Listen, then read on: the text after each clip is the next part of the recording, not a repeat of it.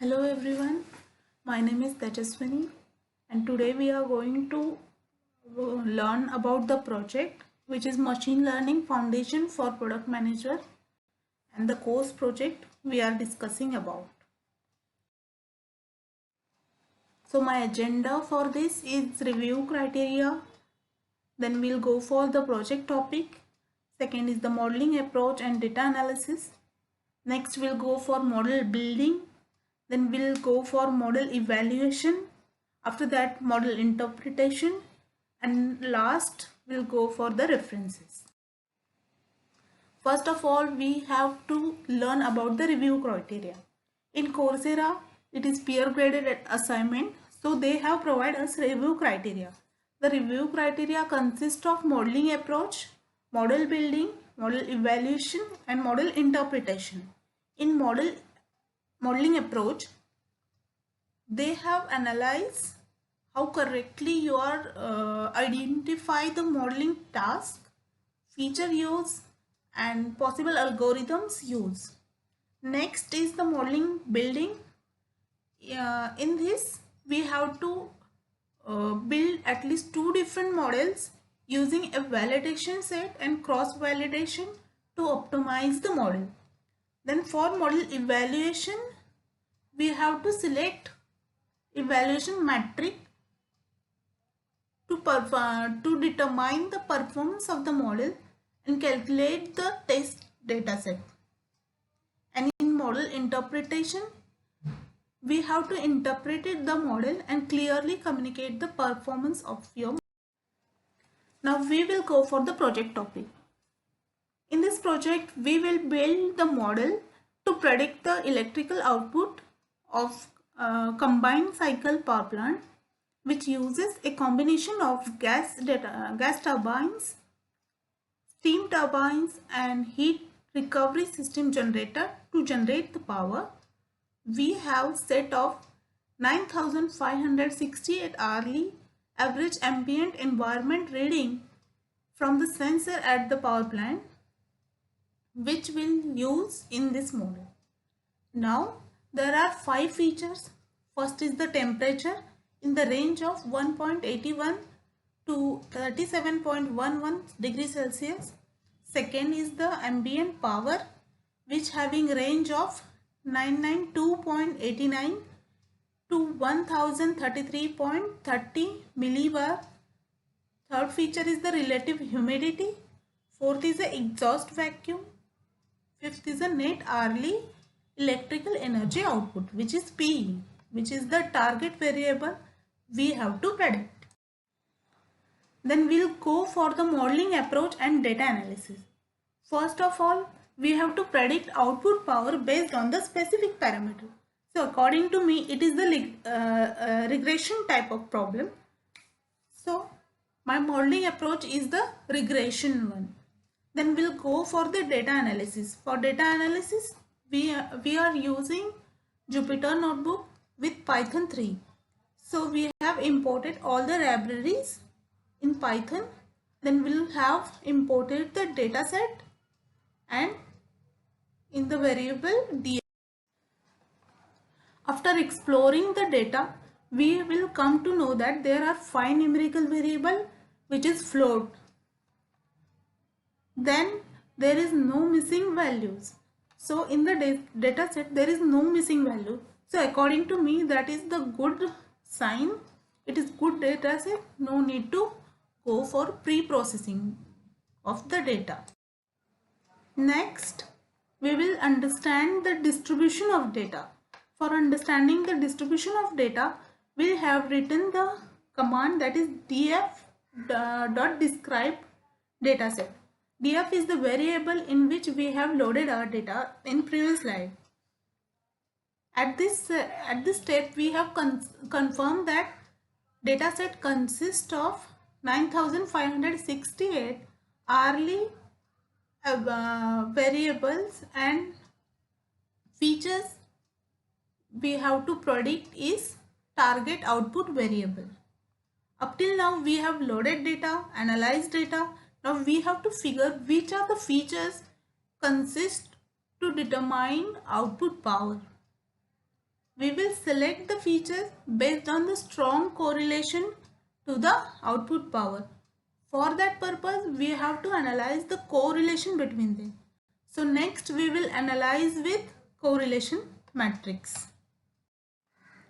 Here we have analyzed with correlation matrix. We are getting various coefficient based on the features to themselves as well as output target power. Now from this correlation matrix, we can analyze that AT and V shows considerably negative correlation with target variable, that is power, and the correlation coefficient are minus 0.95 and minus 0.87 respectively. Then AP and RH are having correlation coefficient of 0.52 and 0.39, which is showing very low coefficient. So we can say that it is weakly correlated with the target variable. Then we'll come to AT and V. AT and V are showing highly correlated with each other with the coefficient of 0.85. Next, we will visualize the bivariate distribution of the data set.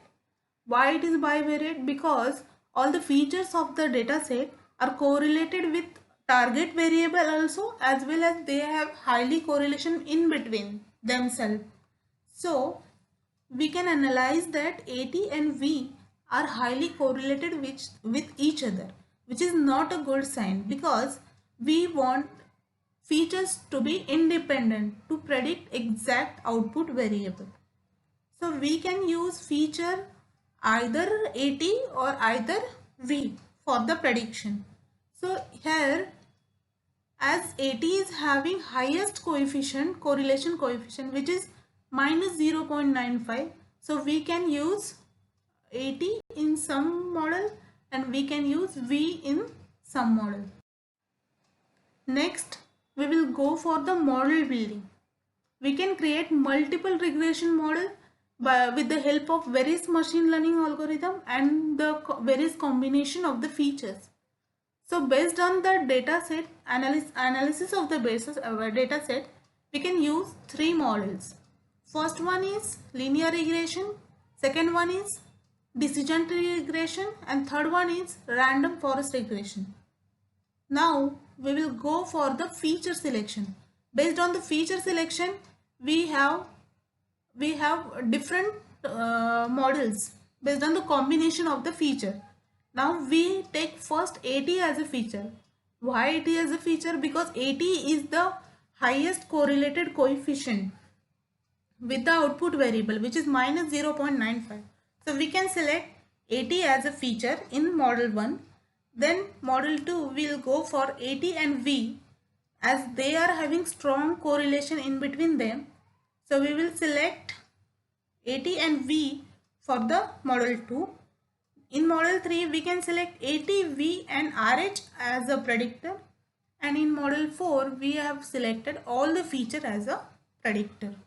So we'll define the model based on a discussion and our target output variable P as a Y.